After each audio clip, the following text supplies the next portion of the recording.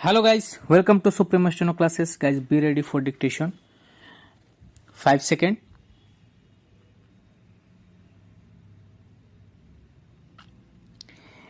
The oceanic crust mainly consists of silica and magnesium. It is therefore called silica. Just beneath the crust is the mantle, which extends up to a depth of 2900 km below the crust. The innermost layer is the core with a radius of about 3500 km. It is mainly made up of nickel and iron and is called nickel and ferrous, that is iron. The central core has very high temperature and pressure.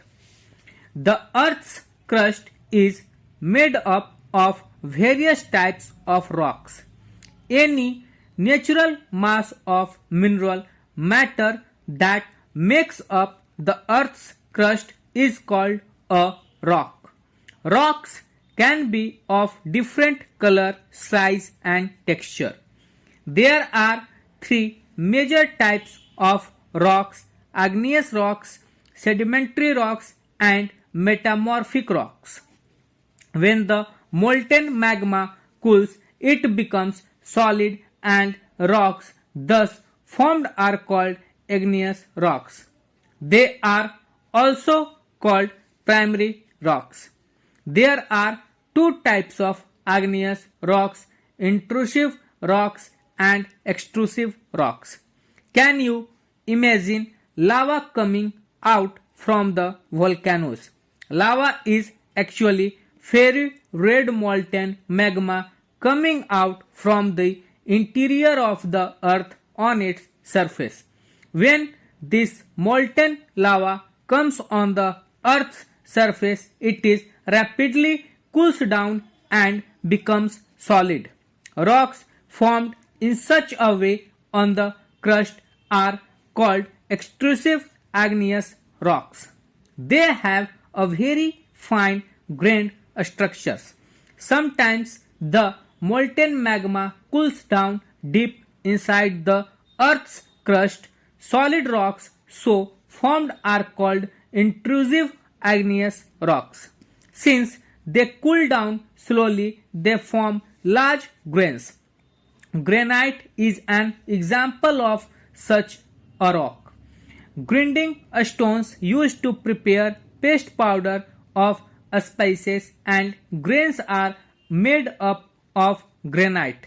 Rocks roll down, crack and hit each other and are broken down into small fragments. These smaller particles are called sediments.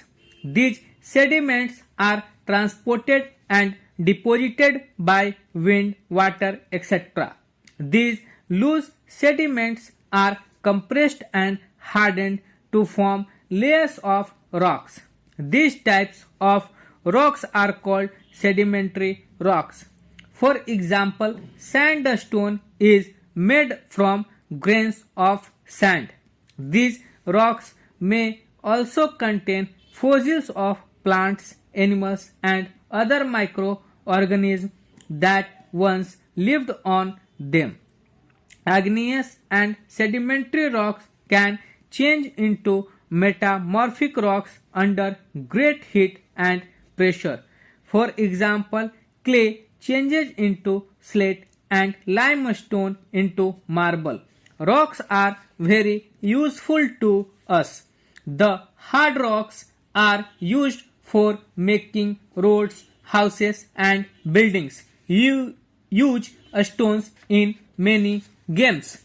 For example, 7 stones, 5 stones. Find out some more such games by asking your grandparents or parents. You will be surprised to know that one type of rock changes to another type under certain condition in a cyclic manner. This process of transformation of the rock from one to another is known as the rock cycle. You have already learnt when the molten magma cools, it solidifies to become igneous rocks. These igneous rocks are broken down into small particles that are transported and deposited to form sedimentary rocks. When the igneous and sedimentary rocks are subjected to heat and pressure, they change into metamorphic rocks. The metamorphic rocks which are still under great heat and pressure melt down to form molten magma. This molten magma again can cool down and solidify into igneous rocks. Rocks are made up of different minerals. Minerals are naturally occurring substances which have certain physical properties and different chemical composition. Minerals are very important to humankind.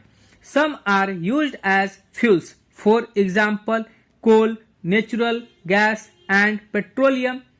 They are also used in industries, iron, aluminium, gold, uranium, etc., in medicine, in fertilizers, etc. The deepest mine in the world is in South Africa. All plants, animals and human beings depend on their immediate surroundings.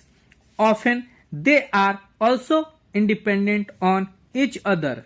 This relation between the living organism as well as the relation between the organism and their surroundings forms an ecosystem. There could be an ecosystem of large rainforest, grassland, desert, mountains, lake, river, ocean and even a small pond. Human beings interact with the environment and modify it according to their need. Early humans adapted themselves to the natural surroundings.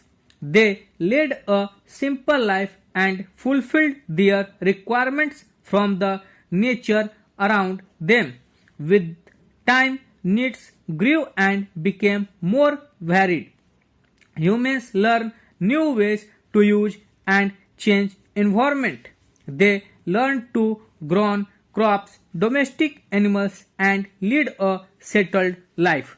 The wheel was invented, surplus food was produced, barter system emerged, trade started and commerce developed.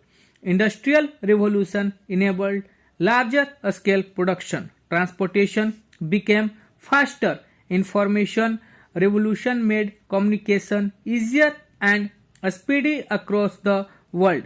Have you ever thought why you love eating a juicy watermelon in summer and hot roasted peanuts in winter? A perfect balance is necessary between the natural and human environment. Humans must learn to live and use their environment in a harmonious way. Stop. So guys ये dictation था. Hope so आप लोग इसको सही से लिखेंगे और सही से आपकी तैयारी चल रही होगी. तो मिलते हैं नेक्स्ट डिक्टेशन इन्फॉर्मेशन के साथ. तब तक के लिए धन्यवाद.